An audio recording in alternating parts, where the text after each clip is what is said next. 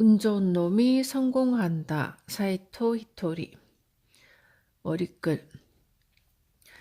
많은 사람들이 나를 괴짜라고 부른다. 더구나 나 역시 그 말이 옳다고 생각하니 정말로 괴짜인 것만은 사실이다. 하지만 내가 괴짜인 이유는 세상 사람들과 사고방식이 조금 다르기 때문이다. 그렇다고 기인은 아니다. 세상 사람들과 사고방식이 다르긴 하지만 내 나름대로는 이유가 있었기 때문이고 그것은 옳았다. 세상에는 대학을 졸업하고 열심히 일하는 재능이 뛰어난 사람들이 많다. 그러나 나는 장사에 조금 재능이 있을 뿐 대학은 나오지 않았다. 하지만 성공했으며 그 이유는 무엇일까? 세상 사람들과는 조금 다른 사고방식 때문이다. 인간은 오랜 세월을 살아가면서 다양한 사람들을 만난다. 그리고 그 과정에서 사람은 각자 자기만의 사고방식이 있다는 사실을 알게 된다. 살면서 나와 같은 괴짜를 만나고 그들의 생각을 알게 되는 것은 즐거운 일이다. 독자들 역시 한 사람의 괴짜를 만난다는 생각으로 이 책을 읽는다면 나에게는 더 없는 기쁨이 될 것이다. 혹은 중학교밖에 안 나온 내가 어떻게 성공했는지 알고 싶은 단순한 호기심으로 읽어도 좋다. 하지만 여러분은 이 책을 읽으면서 공감할 것이다. 책의 첫 페이지에서 자신을 괴짜라고 밝힌 사람이 쓴 책을 구입한 여러분도 괴짜이기 때문이다. 이 책에서는 신이라는 단어가 많이 나온다. 하지만 나는 종교가도 아니고 어떤 종교에 입문하지도 않았다. 앞으로도 종교에 입문할 생각은 없다. 단지 신이라는 단어의 느낌이 좋아서 사용했을 뿐이다. 여러분이 길을 걷다가 갑자기 덤프트럭이 달려든다면 신이여 하고 외칠 것이다. 이럴 때 외치는 신이란 어떤 특별한 의미가 있는 말은 아니다. 마찬가지로 내가 말하는 신도 특별한 의미는 없으며 단지 좋아하는 단어이기 때문에 사용할 뿐이다. 인간의 본질을 잃고 고통받는 세상 사람들이 잃어버린 것을 되찾기 바라면서 신이라는 존재를 언급했을 뿐이다. 그렇다면 내가 말하는 인간의 본질이란 과연 무엇인가? 그것은 인간은 한계를 극복하면서 기쁨을 느끼는 것이다. 사이토 히토리. 성공의 방법론은 없다. 많은 사람들은 나에게 자주 이런 질문을 한다. 사이토 씨는 어떻게 성공했나요? 또 어떤 사람들은 이렇게 질문한다. 이렇게 사업이 궤도에 오를 때까지 고생 많이 하셨겠네요. 고생담 좀 들려주시겠어요? 이 책을 구입한 여러분도 내가 무슨 일을 했고 어떤 고생을 견디며 오늘날 백만장자 대열에 합류할 수 있었는지 또 어떻게 하면 나처럼 성공할 수 있는지 알고 싶을 것이다. 그렇다면 미안하지만 나는 여러분이 원하는 것을 줄 수가 없다. 또한 여러분은 이 책에서 여느 기업의 사장이 쓴 것처럼 고생담도 성공에 대한 방법론도 발견하지 못할 것이다. 나는 죽도록 고생하거나 성공 방법론에 따라 행동하여 성공한 것이 아니기 때문이다. 아마도 여러분은 성공이란 재능과 노력의 산물이라거나 고생했기 때문에 오늘날 이렇게 성공했다는 말을 믿을지도 모르지만 사람을 성공으로 이끄는 것은 재능도 노력도 아니며 성공하기 위해서 굳이 고생할 필요도 없다고 생각한다. 지금 눈을 들어 세상을 찬찬히 살펴보자. 우리 주위에는 재능이 있어도 성공하지 못한 사람, 열심히 노력해도 결실을 맺지 못한 사람, 죽도록 고생해도 어떠한 보답조차 받지 못한 사람들이 너무나도 많다. 만일 내가 지금까지 노력해왔던 과정을 여러분에게 가르쳐주고 그와 똑같은 과정을 거치라고 해도 대부분 성공하지 못한다. 여러분은 자신만의 독자적인 방법으로 성공할 수 있기 때문이다. 예전에 다마고치라는 게임이 크게 유행했을 때 이를 만든 장난감 업체가 막대한 이익을 올린 적이 있었다. 그런데 만약 내가 다마고치와 똑같은 게임을 만들어 내놓았다고 가정한다면 나는 앞서 말한 장난감 업체처럼 엄청나게 돈을 벌 수 있었을까? 대답은 노이다. 돈이 굴러들어 오기는커녕 경찰에 잡혀갔을 것이다. 마스시타 고노스케처럼 성공하고 싶다면 그가 만든 것과 똑같은 전구 소켓을 만들어 판다고 해도 성공은커녕 세상 사람들로부터 대체 무슨 짓을 하는 거예요? 하며 조롱을 당할 것이다.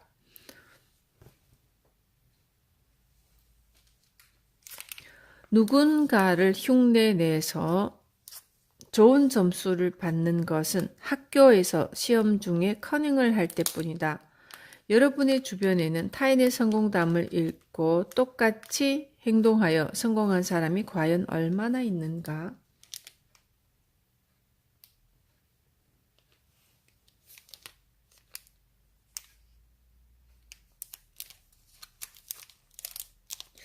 이건 너무 든든하게 해놨단 말이야.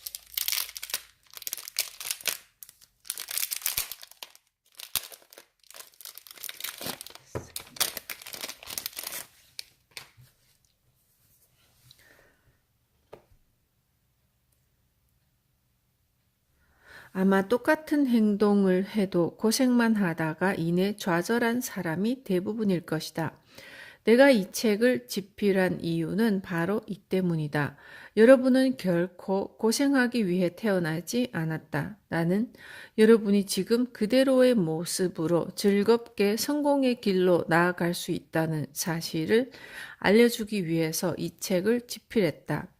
그런데 여러분을 성공으로 이끌어주는 것이 재능도 노력도 아니라면 도대체 무엇이란 말인가? 사실 해답은 매우 간단하다. 힘든 일이 생기면 소리내어 자문해 보는 것이다. 내가 정말 힘든 상황에 처해 있는 것일까?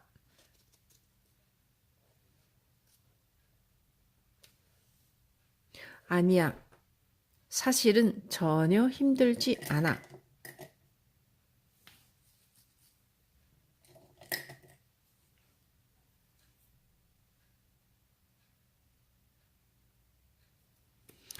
만일 이런 생각을 했다면 여러분은 이미 성공을 향해 한 걸음 내디딘 것이다. 팁. 사람을 성공으로 이끄는 것은 재능도 노력도 아니며 성공하기 위해서 굳이 고생할 필요도 없다고 생각한다. 사람을 성공으로 이끄는 것은 재능도 노력도 아니며 성공하기 위해서 굳이 고생을 할 필요도 없다고 생각한다. 힘든 일은 일어나지 않는다. 여러분은 전화위복이라는 고사성어를 알고 있을 것이다. 말 그대로 화를 부를 것이라고 생각했던 일이 오히려 행복을 안겨준다는 뜻이다. 이미 알고 있는데 굳이 해설까지 붙일 필요는 없지 않느냐라고 생각하는 사람도 있을 것이다. 하지만 이런 말을 알고 있으면서도 당신은 아이 성적이 나쁘다. 정년기가 지났는데도 아직 결혼을 하지 못했다. 아내가 사회생활을 하고 싶어 한다. 남편이 출세를 못했다. 연인에게 차였다. 등등 여러 가지 이유를 들어가며 현재의 상황을 견디기가 고통스럽다고 생각할 것이다. 이는 전화위복의 진정한 의미를 이해하지 못했기 때문이다. 여러분은 자신이 진정 힘들다고 생각하는 일은 결코 일어나지 않는다는 사실을 명심해야 한다. 구체적인 예를 들어보자. 내가 아는 가마타 씨에 관한 일이다. 가마타 씨는 매우 부지런한 사람이다. 그에게는 장동건만큼이나 잘생긴 남동생이 있다. 동생은 일은 하지 않고 파도 타기에만 열중했고 그런 동생을 볼 때마다 가마타 씨는 종종 정말 한심한 녀석이야 라고 생각했다.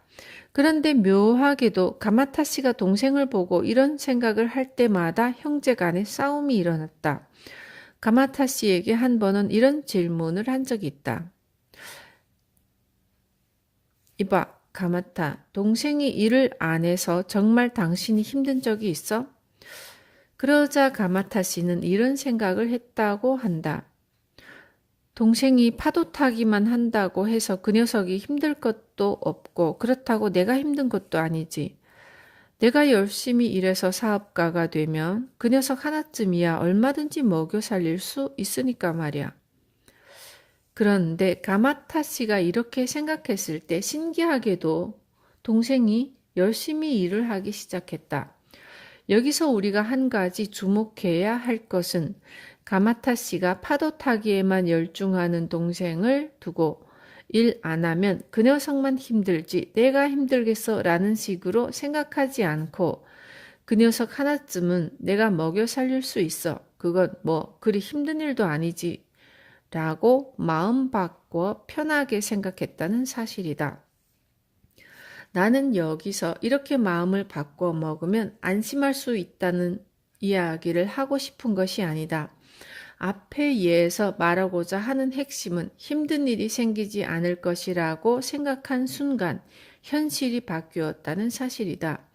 실제로 가마타 씨가 힘든 일이 생기지 않을 거야 라고 생각한 순간 동생이 열심히 일하지 않았는가? 또 다른 예로 나의 경험을 이야기해보자. 최근 몇 년 동안 내가 100만 장자 중 사업가 부문에서 순위를 차지했을 때 한 주간지가 사이토 씨는 부모를 전혀 돌보지 않는다는 내용의 헛소문을 실은 적이 있다.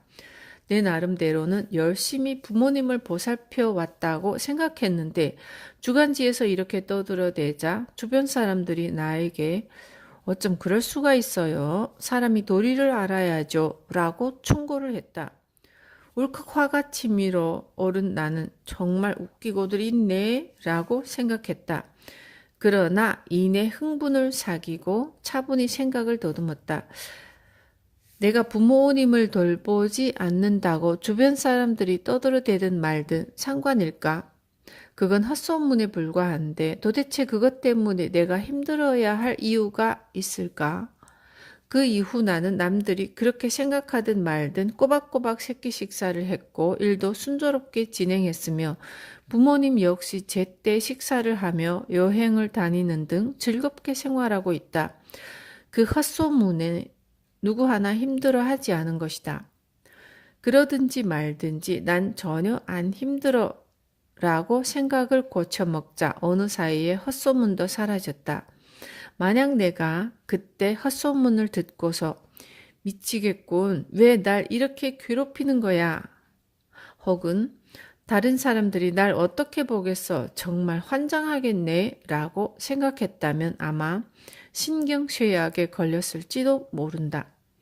내가 이렇게 말하면 여러분은 당신은 이미 성공해서 그런 사고방식을 가질 수 있는 거예요 라고 생각하지만 결코 그렇지 않다.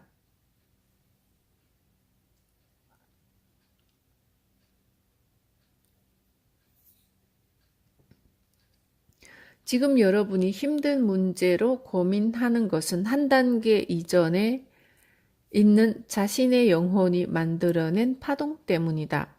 이를 해결하고 싶다면 마음의 여유를 가지고 생각을 바꾼 뒤에 자신의 영혼을 한 단계 더 향상시켜야 한다.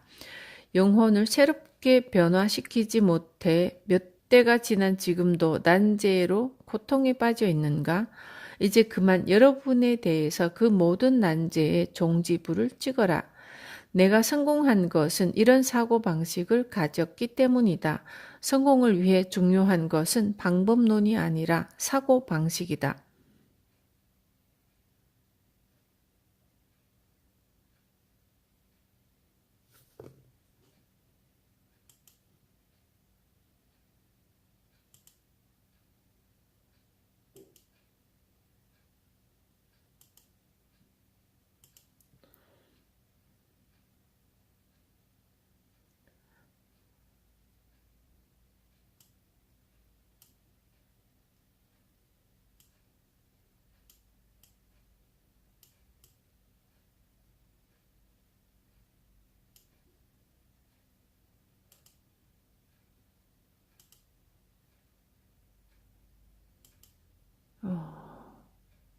잘 안 되네. 펜치를 하려고 했는데.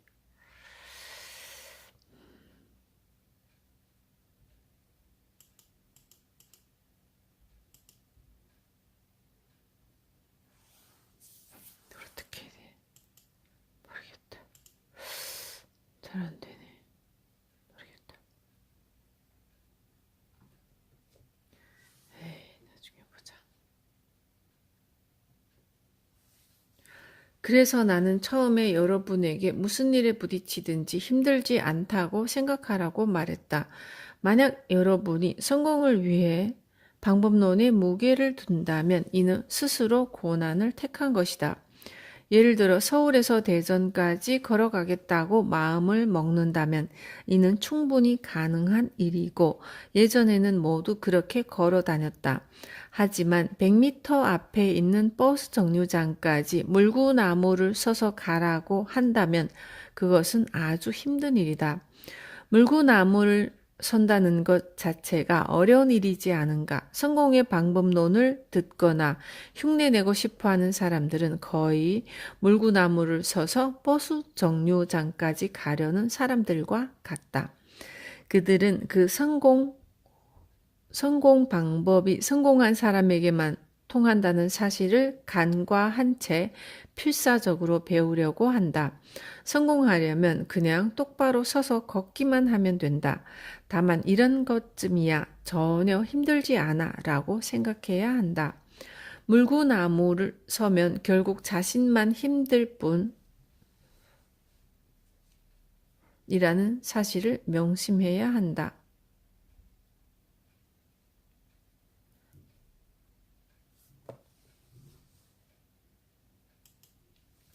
성공을 위해 중요한 것은 방법론이 아니라 사고방식이다. 힘든 일이 생기지 않을 것이라고 생각한 순간 현실이 된다. 물구나무를 절대로 서지 마라. 물구나무를 서지 않으려면 어떻게 해야 할까? 바로 성공한 사람들의 방법론만 쫓지 말고 우주의 섭리를 알면 된다. 먼저 신의 뜻에 귀를 기울여라. 만일 지금 여러분 방에 시계가 있다면 그 작동 소리에 가만히 귀를 기울여 보자. 째깍째깍 소리를 내며 열심히 시간이 흘러가고 있을 것이다. 그런데 우주는 이 시계보다 훨씬 더 정밀하게 만들어졌다. 나는 이렇게 정밀한 우주가 결코 저절로 만들어졌다고 생각하지 않는다.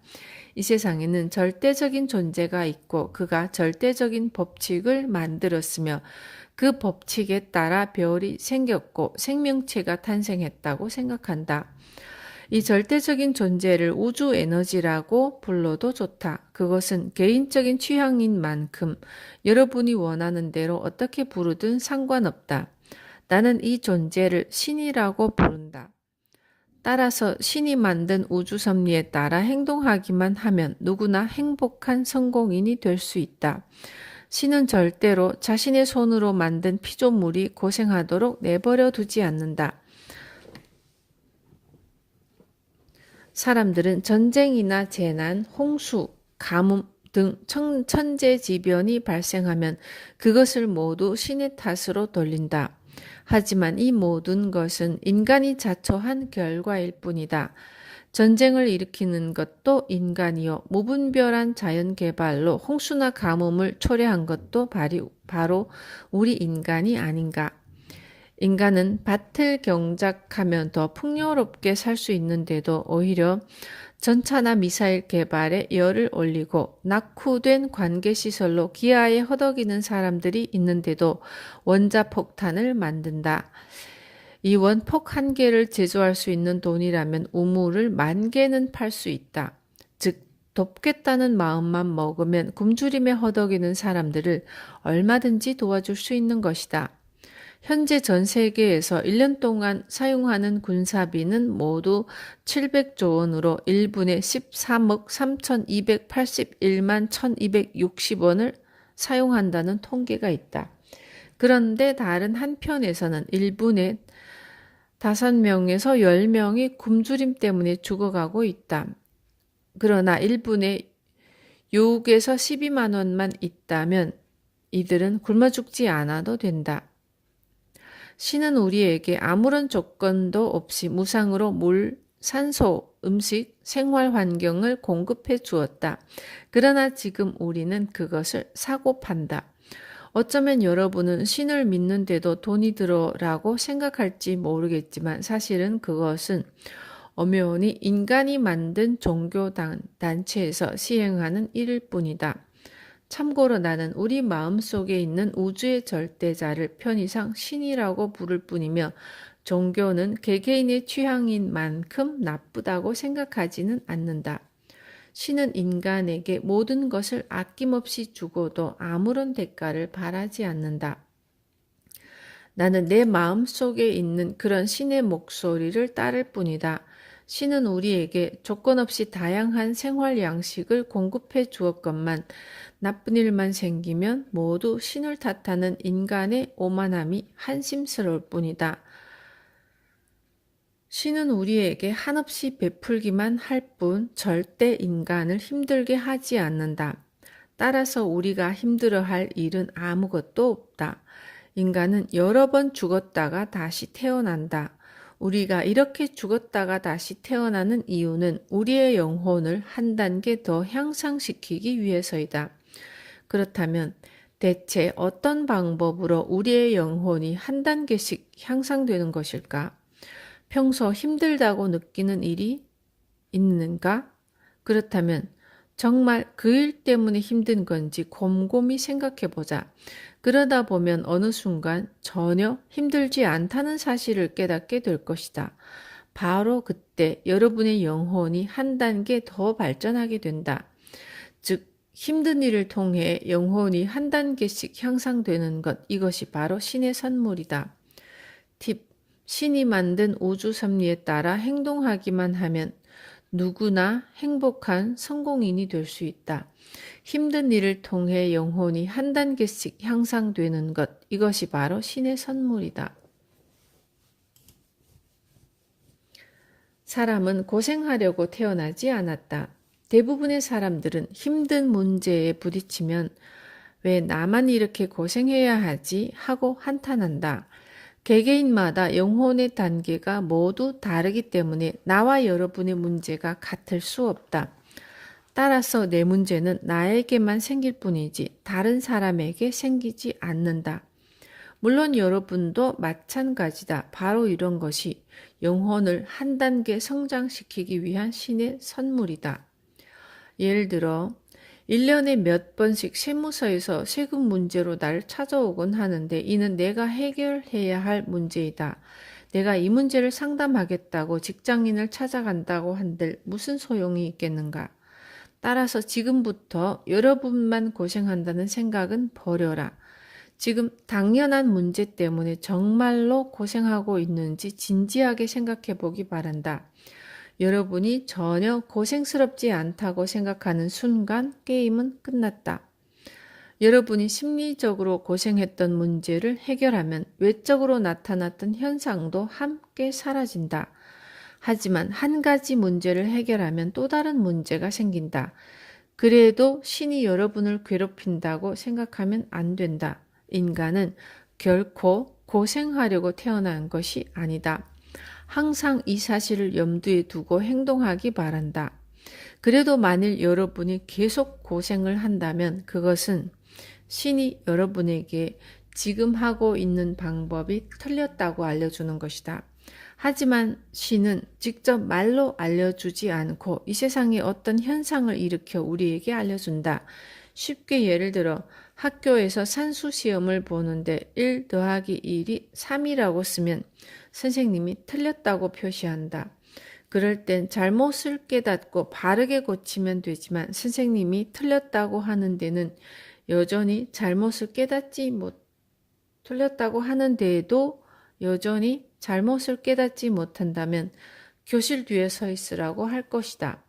그래도 잘못을 깨닫지 못한다면 이번에는 양동이를 들고 복도에 나가 서 있으라고 한다.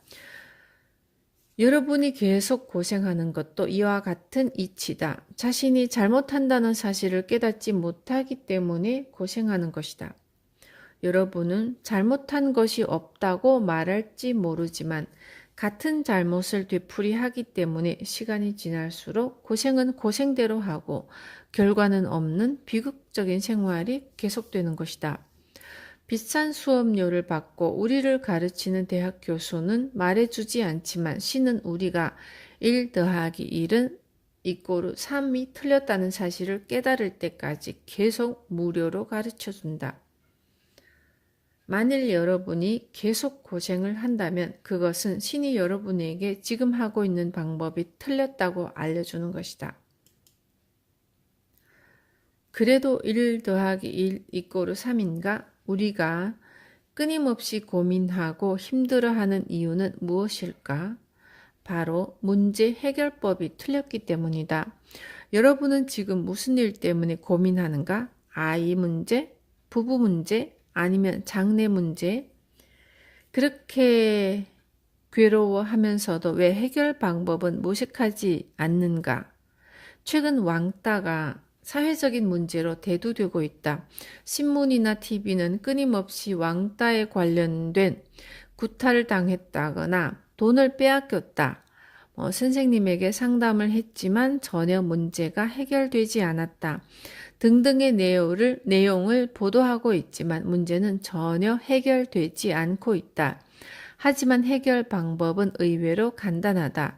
구타를 당했다거나 돈을 빼앗겼다면 이는 경찰이 해결할 문제다. 사람들은 이런 사실을 몰라서 아이들을 왕따 문제에서 구해줄 수 없다. 해결 방법이 틀린 것이다. 최근 교사와 상담을 해도 왕따 문제가 해결되지 않아 스스로 목숨을 끊는 어린이들이 늘고 있는데 이는 생선을 사려고 야채 가게에 간 것과 같은 행동이다. 어째서 이런 잘못을 계속 반복하는가? 야채 가게에서는 절대로 생선을 팔지 않는다. 생선을 사려면 생선 가게에 가야 하는데 왜 자꾸 야채 가게로 가는 것을 보더라도 문제를 해결하려는 방법이 잘못된 것임을 알 수 있다. 왕따 문제 역시 마찬가지다. 불이 나면 119에 신고하듯이 폭력 문제라면 112에 전화해야 한다. 이런 기본적인 사실을 알아야 문제를 제대로 해결할 수 있다. 물론 아주 초보적인 일이지만 그렇다고 비웃지 마라. 실천하지 못해서 고생하는 사람들이 의외로 많다. 또 사람들은 자녀가 성적이 나쁘면 사회에 나가서도 제 몫을 다하지 못할 것이라고 생각한다. 하지만 잘 생각해보자. 어째서 성적이 나쁘면 고생을 한다고 생각하는가? 공부를 못한다고 사회에 나가서도 제 몫을 못하는 것은 아니다. 다만 사회가 성적이 나쁜 사람들에게 제 몫을 할 수 있는 기회를 주지 않을 뿐이다.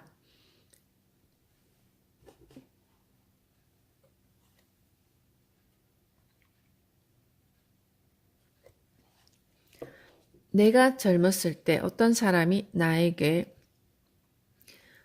대학에서 만난 사람 중에는 부자나 출세할 사람이 있으니까 반드시 대학에는 가야 한다고 말한 적이 있다.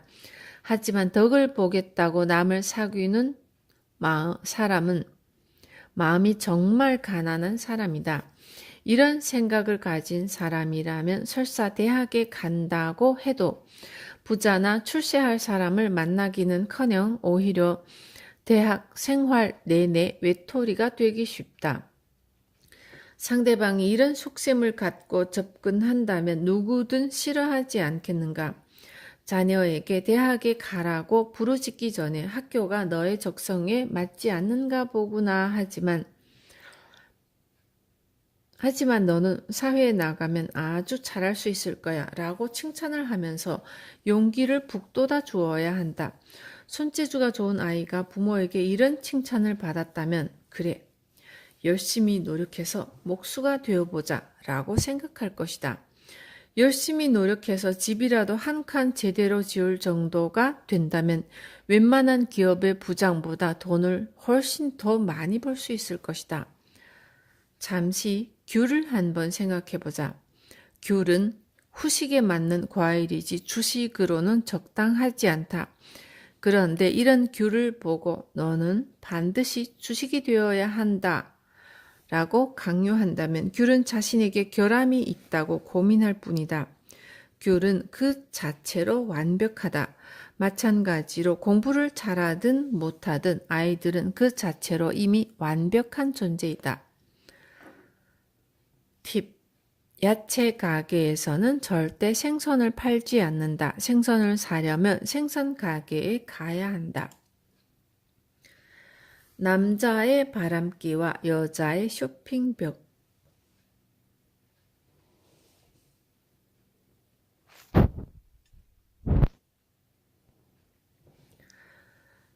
남자와 여자를 보면 참 재미있다.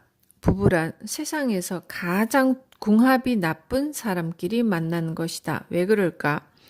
잠시 사랑이라는 글자를 살펴보자. 이 글자는 마음이 변한다는 뜻이다.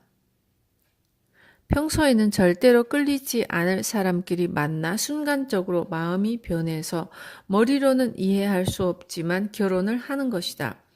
그런데 시간이 지나면 제정신으로 돌아오고 비로소 자신이 가장 싫어하는 일만 상대방이 하고 있다는 사실을 깨닫는다.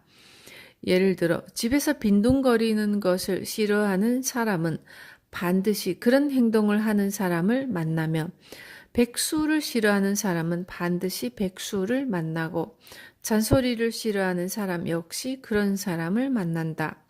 이로 인해서 서로 힘들어진다. 가끔 궁합이 좋은 부부를 보기도 하지만 이런 사람들은 대개가 둘 중 한 명이 먼저 죽는다. 그래서 서로 고생을 한다. 부부란 세상에서 가장 궁합이 나쁜 사람끼리 만나는 것이다. 그래도 힘들다고 생각하지 말자. 여러분은 이를 자신의 영혼을 수행하는 계기로 삼으면 된다. 상대가 아무리 싫어하는 일을 한다고 해도 바꾸려고 애쓰지 마라. 애쓰지 말고 기대하지도 말라. 그러는 만큼 여러분만 힘들 뿐이다. 여러분을 힘들게 만드는 아내나 남편은 여러분의 영혼을 한 단계 향상시켜줄 도움이다. 바람기가 있는 남자도 여러분의 영혼을 수행할 수 있도록 도와주기 위하여 함께 살고 있을 뿐이다. 남자의 바람기와 여자의 쇼핑벽은 같은 것이다. 남자의 바람기를 잡을 수 없듯이 여자의 쇼핑벽도 잡을 수가 없다. 가령 어떤 남자에게 50만 원이 생겼다고 하자. 그가 이 돈을 마음대로 쓸 수 있다면 남자들은 대부분 그 돈으로 여자를 산다. 만일 여자에게도 똑같이 50만 원이 생겼다고 한다면 과연 무엇을 할까? 남자들처럼 이성을 사서 놀까? 절대 아니다. 여자들은 대부분 옷을 사러 간다. 색종이란 말은 여자에게는 옷과 반지를, 남자에게는 여자를 뜻한다. 즉, 남자가 피우는 바람과 여자가 하는 쇼핑은 다른 종류지만 같은 놀이일 뿐이다. 그런데도 여자들은 남자가 다른 여자에게 반해서 바람을 피웠다고 생각한다. 그럴 바에는 차라리 상대방에게 기대감을 갖지 마라. 그러면 여러분의 인생만 엉망이 될 뿐이다. 아내가 남편 몰래 스웨터를 사오면 장롱 속에 숨기듯이 남편도 증기탕에 다녀왔다는 사실을 숨길 뿐이다. 그렇다면 이런 차이를 어떻게 극복할 수 있을까? 대답은 전혀 힘들지 않다고 생각하는 것이다. 어째서 당신이란 사람은 이라고 불평하거나 우리 남편은 어째서라고 서로를 비난해 보았자 둘 다 고통에서 헤맬 뿐이다. 이 사람은 본래 이런 사람이니까 어쩔 수 없지. 그보다는 어떻게 해야 내가 이 사람을 좋아할 수 있을까라고 생각하라. 이렇게 생각하면 상대방이 바뀐다.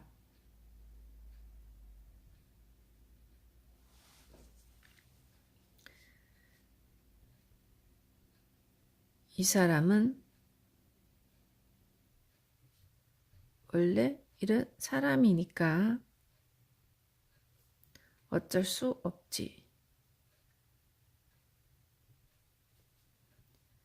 그보다는 어떻게 해야 내가 이 사람을 좋아할 수 있을까?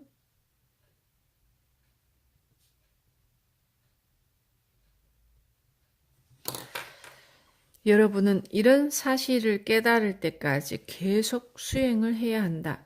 억지로 상대방을 바꾸려고 하면 싸움만 계속될 뿐이다. 여러분을 바꿀 수 있는 사람은 오로지 자신밖에 없다. 팁. 남자의 바람기와 여자의 쇼핑벽은 같은 것이다. 남자의 바람기를 잡을 수 없듯이 여자의 쇼핑벽도 잡을 수가 없다. 힘들다는 파동이 힘든 일을 만든다. 힘든 일이 생겨도 힘들지 않다고 생각하며 신이 내려준 문제를 열심히 풀어보자.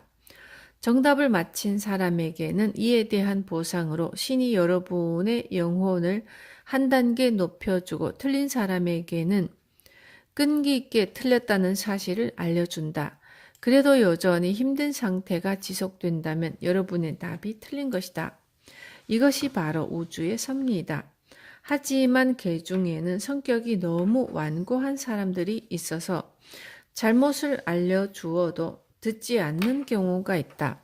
이런 사람은 힘들게 문제를 풀면서 한창 수행 중이라고 생각하자. 마음속에서 힘들다는 생각을 모두 지워버려라. 힘들다고 투정하는 사람은 자신의 수준에 맞는 정도의 지혜만 소유하고 계속 고통받을 뿐이다.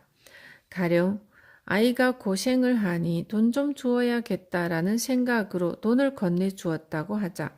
그런데 재미있는 것은 여러분이 고생한다며 건네준 돈 때문에 반드시 고생할 일이 생긴다는 사실이다. 남에게 돈을 줄 때는 지금도 충분히 행복하지만 이 돈으로 온천 여행이라도 다녀와라 라며 건네주도록 하자. 힘들 것이라고 생각하며 건네준 돈으로는 절대 잘 살 수 없다. 만일 누군가 여러분에게 고민 상담을 하러 왔다면 함께 고민하지 말고 반대로 정말로 그 일 때문에 힘들다는 거야? 그럴 리가 없잖아. 지금까지도 잘해왔는데 나는 너를 믿어. 라고 격려의 말을 건네주자. 함께 고민하는 것보다는 이런 말을 해주는 것이 100배, 1000배 상대방을 더 활기차게 만든다. 우리 주변을 살펴보면 자녀의 장래 문제 때문에 끝없이 걱정하는 부모들이 많다. 하지만 잘 생각해보자.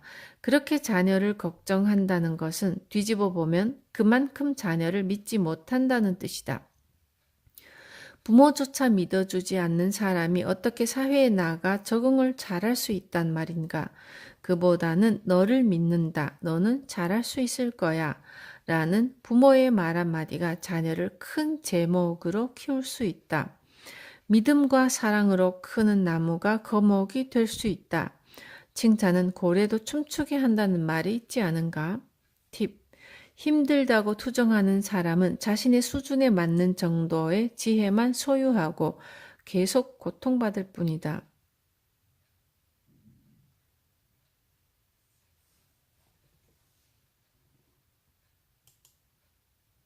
사람은 이미 그 자체로 완벽하다.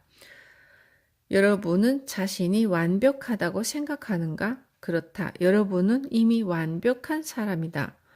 만일 스스로 불완전하다고 생각하는 사람이 있다면 지금 당장 그런 생각을 버려라. 우리를 만든 분은 절대 존재인 신인데 그런 분이 실수를 하거나 결함이 있는 인간을 만들었을 리가 있겠는가? 시험을 보다 보면 틀린 답을 쓸 때도 있지만 그래도 인간은 완벽하다. 여러분은 지금 그 자체만으로도 충분하다. 그럼 미숙한 사람은 대체 어떻게 된 거야? 라고 반박하는 사람도 있을 것이다. 그것은 어린 삼나무와 비교할 수 있다. 어린 삼나무가 아무리 동물에게 짓밟히고 바람에 쓰러져도 단지 작을 뿐 삼나무는 삼나무이고 그 나무가 자라서 마침내 거목이 된다. 송충이가 솔잎을 갉아먹고 나무가 병들었다고 해도 소나무라는 사실에는 변함이 없듯이 미숙한 사람도 지금은 단지 어릴 뿐이지 영혼은 계속 성장한다. 그렇기 때문에 미숙한 사람도 이미 완벽한 존재이다. 이런 생각으로 출발하지 않으면 사람은 미비한 환경 속에서 불완전하게 자랄 것이다. 예를 들어 한 달에 10만 원씩 용돈을 받는 아이가 있다고 하자. 그런데 이 아이는 매달 3만 원씩 적자가 나서 이 돈을 보충하기 위해 아르바이트를 시작했다. 하지만 아르바이트를 해서 100만 원을 번다고 해도 매달 30만 원의 적자가 날 것이다. 수입이 매달 100만 원이 되면 이번에는 스테레오나 자동차 등 또 다른 것을 사고 싶어 하기 때문이다. 이런 사람들은 매달 1000만 원씩 벌어도 300만 원씩 적자가 발생해서 결국은 은행에서 돈을 빌려야 하는 처지에 놓이게 된다. 처음에 10만 원에서 3만 원이 부족하다고 느꼈을 때 이미 불완전한 느낌도 함께 자란다. 처음부터 만족하고 충분하다고 생각해야 했다. 10만 원을 받으면 3만 원을 남기는 사람이 돈을 모은다. 이런 사람은 100만 원을 벌면 30만 원을 모으고 1000만 원을 벌면 300만 원을 모은다. 하지만 처음에 10만 원을 받았을 때 3만 원이 부족하다고 느낀 사람은 항상 30%가 부족하다고 느낀다. 따라서 사람이 성장하면서 부족한 금액도 함께 증가한다. 스스로 완벽하다고 생각하는 사람은 완벽한 사람이 하는 행동에 대해 곰곰이 생각한다. 예를 들어 최고의 직장인은 어떻게 행동할까? 지각하지 않고 무단결근하지 않으며 시간 낭비하지 않는다. 등 다양한 행동을 생각해내고는 이를 실천에 옮길 것이다. 그러면 자연스럽게 올바른 행동을 하게 된다. 그런데 스스로 불완전하다는 생각에 완벽해지려고 애를 쓰다 보면 30% 적자가 날 때와 마찬가지로 불완전하기 때문에 그 상태로 그대로 끝나버린다. 처음에 생각을 잘못한 것이다. 인간은 누구나 완벽하다. 잘 못하는 사람은 잘 못하는 대로, 아픈 사람은 아픈 사람대로 완벽하다. 팁. 스스로 완벽하다고 생각하는 사람은 완벽한 사람이 하는 행동에 대해 곰곰이 생각한다.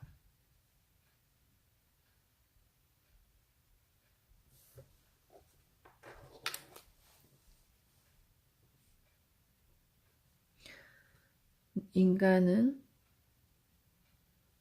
누구나 완벽하다.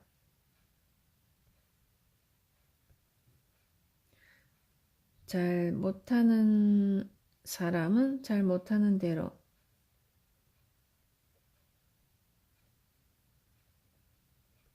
아픈 사람은 아픈 사람은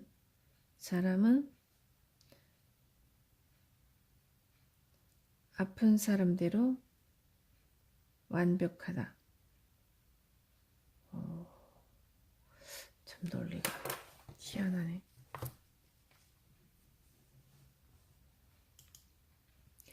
나의 매력, 당신의 매력.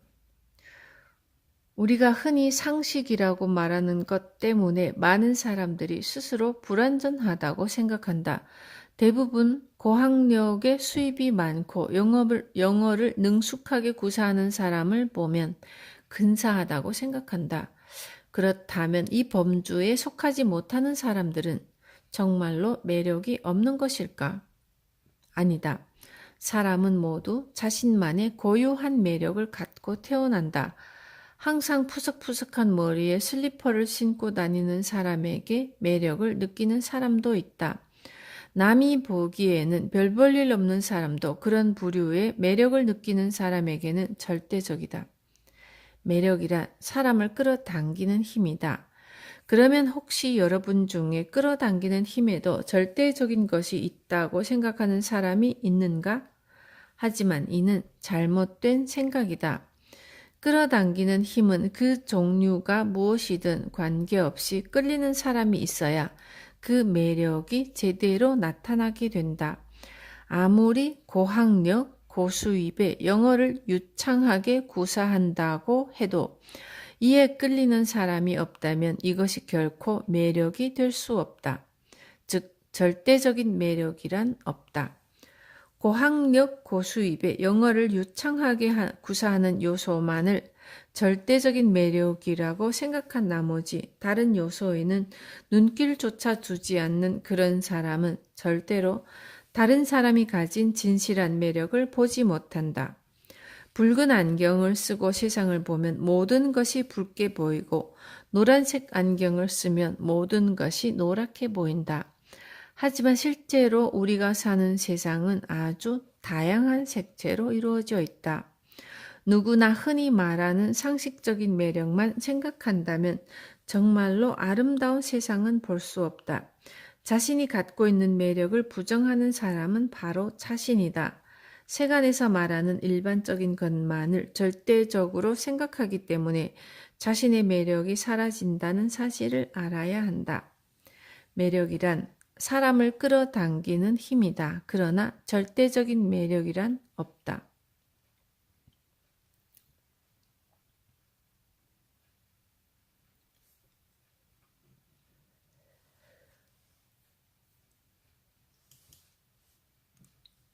여자에게 인기를 얻는 방법. 남자라면 누구나 여자에게 인기를 얻고 싶어 하는데 의외로 간단하게 여자에게 인기를 얻을 수 있는 방법이 있다. 바로 돈만 제대로 계산할 줄 알면 된다. 누구나 그 정도는 할 수 있다고 생각하겠지만 내가 말하는 것은 좀 색다른 계산법이다. 하지만 돈을 벌자는 이야기는 아니니 오해는 하지 말기 바란다. 그럼 지금부터 여자에게 인기를 얻을 수 있는 돈 계산법을 알아보자. 적절한 비유는 아니지만 가령 여러분의 여자친구가 전기탕에서 일하며 한 달에 1,000만 원을 번다고 가정해보자. 그녀가 전기탕에서 일하지 않고 또 다른 남자와 성관계도 갖지 않는다면 여러분은 적어도 1,000만 원 이상의 가치를 지닌 물건을 소유하고 있는 것이다. 그렇다고 여러분이 그녀에게 매달 1,000만 원씩이나 되는 돈을 꼬박꼬박 주지는 못할 것이다. 그래도 상관없다. 여러분이 비록 그녀에게 매달 1,000만 원을 주지는 못해도 그녀가 지닌 가치를 제대로 이해하고 지금 당장은 못해줘도 열심히 노력해서 행복하게 해주겠다라고 맹세한다면 틀림없이 여러분을 따라올 것이다. 그런데 대부분 이런 계산법을 모르기 때문에 아내가 몰래 스웨터를 샀다는 사실을 알면 또 쓸데없는 짓을 했군, 장롱만 채우게 됐어 라며 말도 안 되는 소리를 하는 것이다. 본래 여자는 남자에게 액세서리 같은 존재다. 세상 사람들은 아름다운 여성과 함께 있는 남자를 보면 아무리 그가 기름때가 묻은 작업복을 입고 있다고 해도 이런 근사한 여성이 반할 만한 장점이 있으리라 생각한다. 따라서 남자에게 여자는 최고의 액세서리다. 남자들이여, 멋을 내거나 금목걸이를 살 돈이 있다면 그 돈으로 여자친구에게 반지나 목걸이를 사줘라. 이런 남성이라면 지금 있는 여자친구가 떠난다고 해도 반드시 더 좋은 여자친구가 나타날 것이다. 여성도 눈을 단순히 장식으로 달고 있지는 않기 때문이다. 또 한 가지 사례를 들자면 남자는 대부분 결혼을 결심하면 여자친구 부모님에게 인사를 하러 간다. 사랑하니까 결혼하고 싶다는 마음으로 찾아갈 테지만 그 전에 잠깐만 곰곰이 생각해 보기 바란다. 세상의 모든 부모들이 그렇듯이 여자친구의 부모님 역시 딸을 키우면서 얼마나 많은 돈과 애정을 쏟아부었겠는가. 그런데 단지 사랑한다는 이유만으로 그렇게 소중한 딸을 달라고 하니 부모의 입장으로는 이게 말이 되는 소리인가? 물론 여러분도 나름대로 논리가 있을 것이다. 바로 사랑, 여러분은 사랑이 최고라고 생각한다. 하지만 차분히 생각해보자. 여러분은 그녀를 만나기 전에는 다른 여성을 사랑했고 또 그전에는 또 다른 여성, 또 그전에도 마찬가지였다. 당신이 최고라고 생각하는 사랑은 그렇게 끊임없이 변하는데 그런 사랑을 내세우며 딸을 달라고 조르니 부모 입장에서는 참으로 기가 막힐 노릇이지 않겠는가? 시험 삼아 역 앞에 있는 메밀국수 가게에 가서 아무리 메밀국수가 맛있다고 입 벌린 소리를 해도 돈을 내지 않으면 단 3,000원짜리 메밀국수조차 먹을 수 없다. 결혼한 뒤 아내가 스웨터를 사왔다면 이렇게 말하라. 내년에는 당신이 스웨터 2장을 살 수 있도록 더 열심히 노력할게 라고 말이다. 이런 말 한마디를 할 수 있다면 여러분은 여성에게 엄청난 인기를 얻을 수 있다. 정말 간단한 방법이 아닌가? 하지만 많은 사람들이 방법은 간단하지만 실행은 결코 간단하지 않다고 말할 수도 있겠다. 그러나 정답을 알면서도 실천하지 않는다면 그 원인은 옳은 일을 하기 꺼려하는 여러분에게 있다. 만일 여러분이 여성에게 인기가 없다면 그것은 여성이 이미 여러분의 그런 성격을 알고 있기 때문이다. 하지만 당신은 지금 상태로도 완벽하니 상관없다. 지금 못한다면 다음 생애에, 그때도 못한다면 그 다음에 하면 된다. 설마 100대 정도 지나서도 못할 리가 있겠는가? 팁, 남자들이여. 멋을 내거나 금목걸이를 살 돈이 있다면 그 돈으로 여자친구에게나 반지와 목걸이를 사줘라. 여자는 이렇게 행동하면 남자에게 인기가 있다. 세상 여자들이 남자에 대하여 착각하고 있는 것이 있다. 대부분의 남자들은 이상적인 여성상에 대해 질문을 받으면 참하고 여성스러운 사람이라고 대답한다. 여자들은 이 말을 곧이곧대로 믿고 착하고 여성스럽게 행동하면 남자들에게 인기가 있을 것이라고 착각하지만 실제로 남자들이 참하고 여성스럽다고 말하는 사람은 바로 자기 어머니와 같은 사람이다. 실수를 하면 실수했다고 타일러주고 말을 안 들으면 야단치며 용돈을 많이 쓰면 혼을 내는 사람을 참하고 여성스럽다고 말한다. 그래서 남자들은 결혼을 하면 아내를 뭐뭐 엄마라고 부르거나 용돈을 달라고 떼를 쓴다. 정말로 남자들에게 인기를 얻고 싶다면 어머니가 된 심정으로 남자의 단점 등을 꼬집어가면서 주의를 주어라. 남자들은 이렇게 자신을 올바르게 잡아줄 여자를 찾는데 수많은 여성들은 자기가 좋아하는 남성 앞에서는 이와 정반대로 행동한다. 그래서 좋아하는 사람에게 사랑을 받지 못하지만 싫어하는 남자에게는 자신도 모르는 사이에 앞에서 말한 것과 같은 행동을 반복하여 오히려 그 사람이 자신을 좋아하게 만든다. 정말로 앞뒤가 바뀌어도 단단히 바뀐 것이다. 보기에는 인기가 많을 것 같은데도 좀처럼 결혼을 못하고 또 남자와 사귀어도 오래가지 못하고 차이기만 하는 여자가 있다. 이런 여자들은 대개 데이트할 때 어디 가고 싶어? 뭐 먹을래? 라고 물어보면 아무데나 가.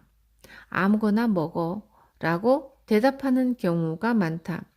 본인은 참하고 귀여운 여성처럼 행동한다고 생각하겠지만 남자 입장에서는 이만큼 처치곤란한 상대도 드물다.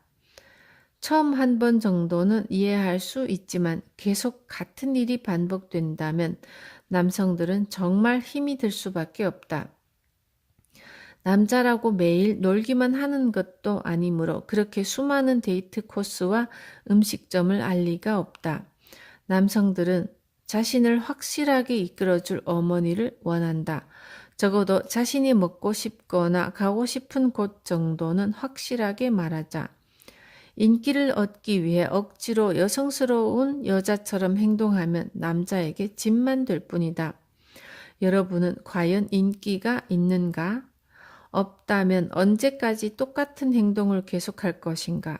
이번 생애에서 끝낼 것인지 아니면 다음 생애에도 똑같이 반복할 것인지 선택은 당신에게 달려있다. 팁. 억지로 여성스러운 여자처럼 행동하면 남자에게 짐만 될 뿐이다.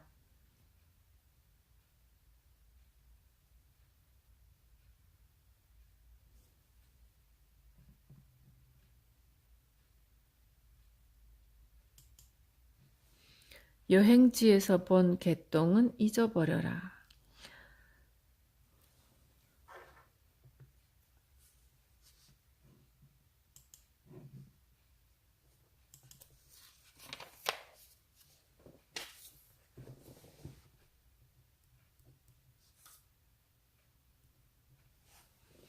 몸이 아프다고 마음까지 아픈 사람은 불쌍하지만 사실 병자는 피해자가 아니다. 더 불쌍한 사람은 자신이 피해자라는 사실도 모르는 건강한 사람이다. 건강한 사람은 매일 산책을 하고 식사에도 신경을 쓰면서 건강 관리를 하며 열심히 일해서 번 돈 가운데 매달 일부를 꼬박꼬박 건강보험료로 지불해 국민의 의료비를 충당한다. 그런데 아픈 사람은 하루 종일 집에만 있으면서 자신은 아프기 때문에 불쌍한 사람이라고 불평을 한다. 또 그냥 불평만 하면 다행이지만 한 발 더 나아가 계속 의료비를 사용해 국가의 빚만 늘린다. 그런데 이를 충당하는 사람은 누구인가? 바로 건강하게 살면서 열심히 일하는 사람이다. 얼마나 불쌍한가? 정작 자신은 쓰지도 않을 의료비를 벌기 위해 열심히 일하는 모습이. 나는 국가 차원에서 건강한 사람을 한 명이라도 더 늘리려면 의료비를 내려야 한다고 생각한다. 그런데 대부분의 사람들은 그렇게 누이 좋고 매부 좋은 일이 있겠어? 라고 생각한다. 그렇다면 잠시 내 이야기를 들어보기 바란다. 지금 연간 250조 원이라는 막대한 돈이 의료비로 지출되고 있다. 이는 한 명이 1년에 평균 200만 원을 의료비로 쓴다는 뜻이다. 그렇다면 이 가운데 절반을 1년 동안 한 번도 보험을 이용한 적이 없는 사람에게 돌려주면 어떨까? 만일 100만 원을 돌려받을 수 있다면 모두 어떻게 해서든지 건강을 유지하려고 노력할 것이다. 약을 타러 병원에 가는 대신 그 돈으로 온천을 간다면 더 건강해질 것이다. 하지만 가장 중요한 사실은 병자는 병자대로 여전히 완벽하다는 사실이다. 병자는 결코 불완전한 사람이 아니다. 그렇다면 병자는 과연 무슨 일을 할 수 있을까?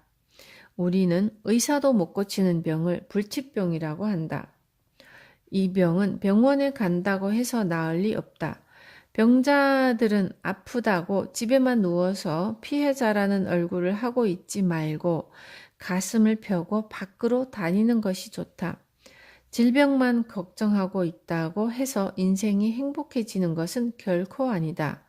인생은 여행이다. 이리저리 여행을 다니며 산과 해변으로 밀려왔다 사라지는 파도를 구경하고 개울을 흐르는 물소리를 들으며 심신을 정화하고 그 지방에 사는 마음 착한 사람들을 만난다. 이렇게 여행을 하다 보면 길가에 떨어져 있는 개똥도 보게 된다. 하지만 여행을 하는 동안 그 개똥만 생각한다면 과연 여행이 즐거울까? 아까 봤던 개똥은 무슨 색이고 어떤 모양이며 크기가 얼마나 되는지를 다른 사람들에게 일일이 이야기한다고 즐거워할 사람이 누가 있겠는가? 대부분의 사람들은 여행지에서 본 아름다운 풍경과 맛있는 음식, 그 고장에 사는 사람들의 이야기를 듣고 싶어 한다.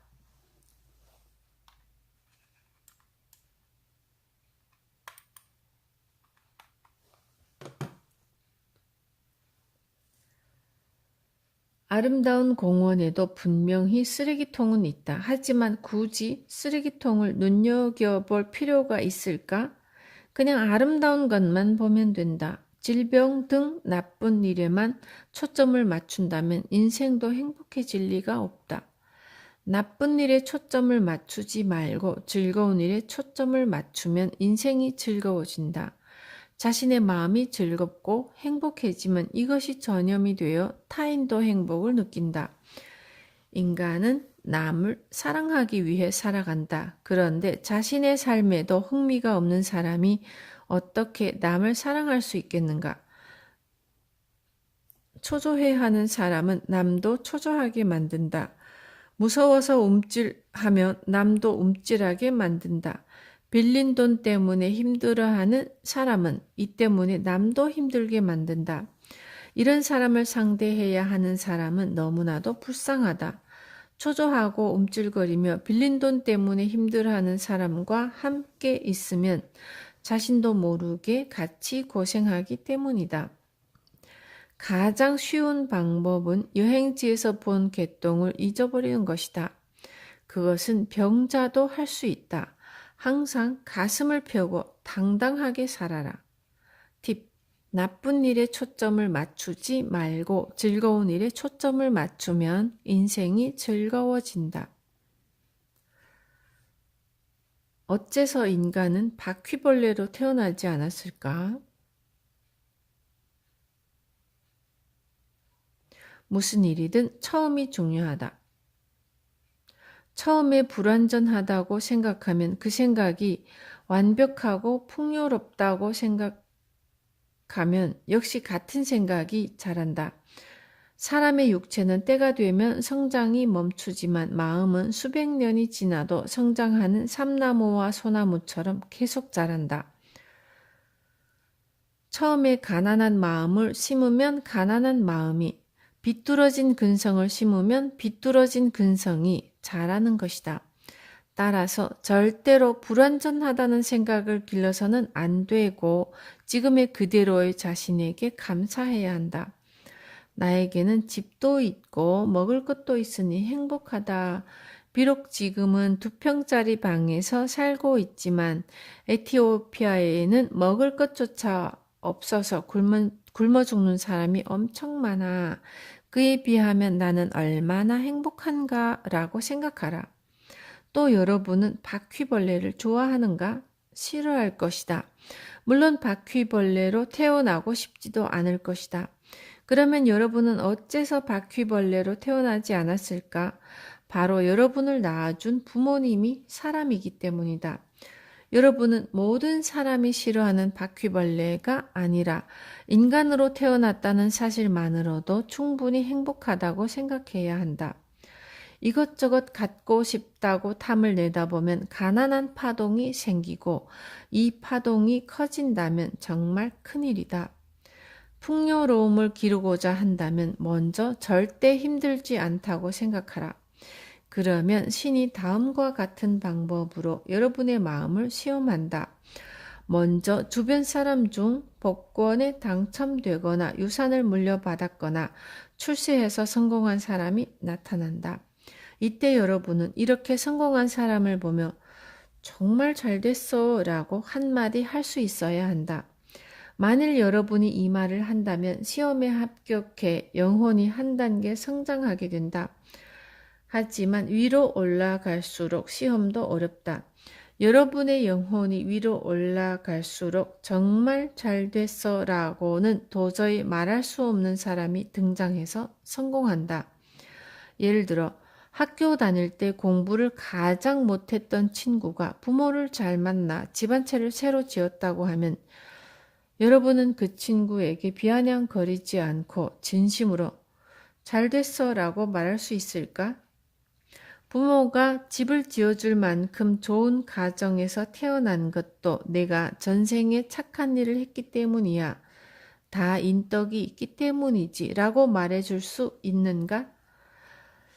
이 말을 할 수 있다면 여러분의 영혼도 풍요로워지며 한 단계 더 어려워진다. 자신에게 돌아올 재산을 중간에서 가로채 그 돈으로 집을 지어 도저히 잘 됐어라는 말을 해줄 수 없는 사람이 나타나기도 한다. 대개 이런 시험을 하기란 정말 힘들지만 본래 그 사람에게 갈 재산이었어. 정말 잘 됐어 라고 정답을 말한다면 여러분은 높은 점수를 받게 된다. 가로채인 재산은 여러분에게 필요 없기 때문에 그 사람에게 간 것뿐이다. 신은 항상 공평하다. 재산을 더 많이 물려받는 사람이 그 재산을 끝까지 지킨다는 보장도 없다. 오히려 재산을 못 물려받은 사람이 더 열심히 일해서 더 큰 부자가 되기도 한다. 팁. 인간으로 태어났다는 사실만으로도 충분히 행복하다고 생각해야 한다.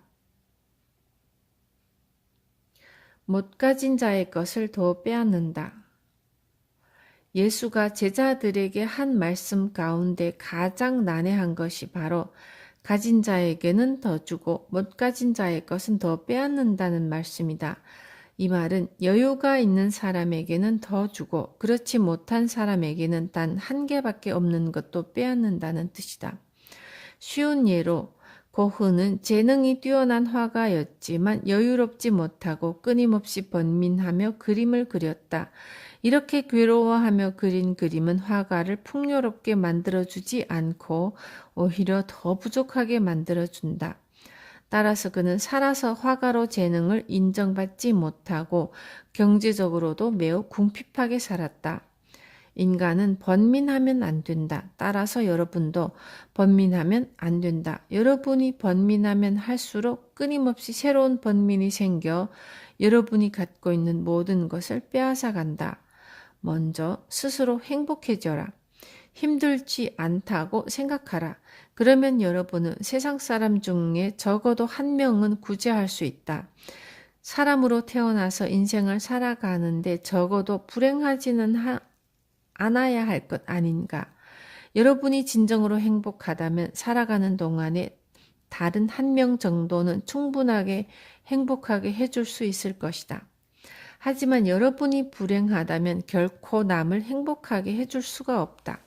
먼저 스스로 행복해진 다음에 누군가를 행복하게 만들어라. 여러분이 행복해야 남도 행복하다. 남을 불행하게 만들려 하지 말고 남을 행복하게 해주려고 노력하라. 만약 여러분이 행복을 느끼고 그 파동으로 타인까지 즐겁게 해준다면 기쁨이 2배로 커진다. 그렇다면 아마도 남에게 도움을 주는 즐거움이 매일매일 가슴 두근거리며 보내게 되지 않을까? 팁. 번민하면 할수록 끊임없이 새로운 번민이 생겨 여러분이 갖고 있는 모든 것을 빼앗아 간다.